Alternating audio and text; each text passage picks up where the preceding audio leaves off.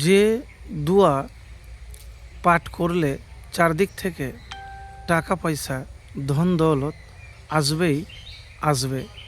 একটি পরীক্ষিত দোয়া এবং আমলের কথা বলবো। প্রিয় ভাই, আপনি অভাবে আছেন, অনটনে আছেন, টেনশনে আছেন, পেরেশানিতে আছেন। যে আমল করবেন, যে দোয়া করবেন, কিন্তু নিয়মিত করবেন। রাতে যখন ঘুমাতে যাবেন তার কিছু আমলের কথা বলবো। নিয়মিত ইবাদত, বিশেষ করে 5 ওয়াক্ত সময় মতো নামাজ আদায় করা, অশ্লীল অসৎ কর্ম থেকে নিজেকে দূরে রাখা, প্রতি রাতে সূরা ওয়াকিয়া তেলাওয়াত করা।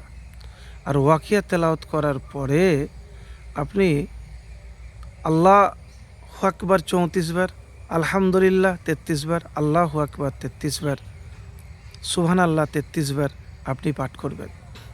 আর হাসবুনাল্লাহু ওয়া নি'মাল ওয়াকিল বেশি করে পাঠ করবেন। প্রিয় ভাই, প্রতি রাতে সূরা যদি ওয়াকিয়া তেলাওয়াত করেন তো রিজিক বৃদ্ধি পায়, অভাব দূর হয়। হাসবুনাল্লাহু ওয়া নি'মাল ওয়াকিল এই দোয়াটি পাঠ করলে যদি কবুল হয় তো গায়বী সাহায্য লাভ হবে ইনশাআল্লাহ। তো রাতে যখন ঘুমাবেন অবশ্যই এই দোয়াটি একবার হলেও পড়বেন। কি দোয়া? আল্লাহুম্মা গফিরলি জামবি ওয়া ওয়াসসিলি ফি দারি রিজকি ওয়া বারিকলি ফিমা রাযাকতানি। এই দোয়াটি গুনাহ মাফ, রিজিক প্রশস্ত এবং রিজিক বরকতময় করার জন্য পড়বেন।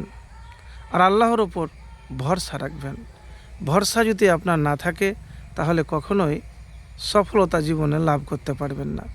তো প্রিয় ভাই, দোয়াটি আবারও বলছি, এই দোয়া শুধু রাতে নয়, সকালেও পাঠ করবেন, প্রত্যেক নামাজেরও পাঠ করবেন।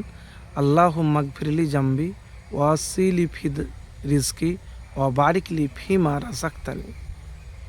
এই দোয়া পাঠ করবেন।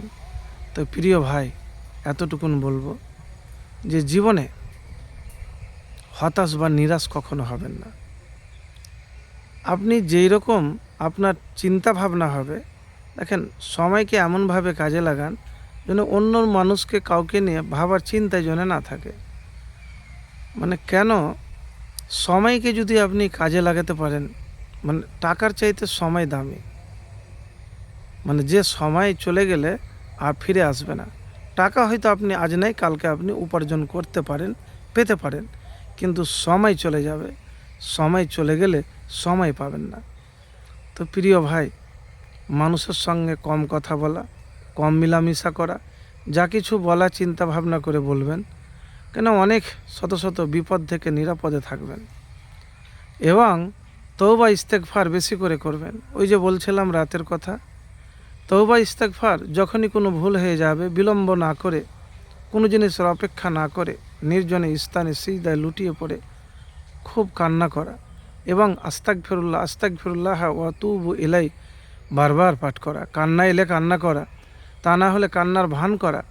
এই সহজ বিষয়গুলি প্রতি যত্নশীল হলে আল্লাহর দরবারে আশা করা যায় যে তিনি অন্যান্য আমল সহজ করে দেবেন। তো প্রিয় ভাই, হয়তো বলতে খুব সহজ কিন্তু বাস্তব জীবনে খুব কঠিন। তো যারা টাকার অভাবে আছেন, বসে না থেকে চিন্তা ভাবনা কৌশল অবলম্বন করে আল্লাহর নাম নিয়ে হাসবুনাল্লাহু ওয়া নি'মাল ওয়াকিল আল্লাহর প্রতি ভরসা রেখে আপনি কাজ শুরু করুন। আর এই আমল করে দেখুন, ইনশাআল্লাহ ফলাফল পাবেন।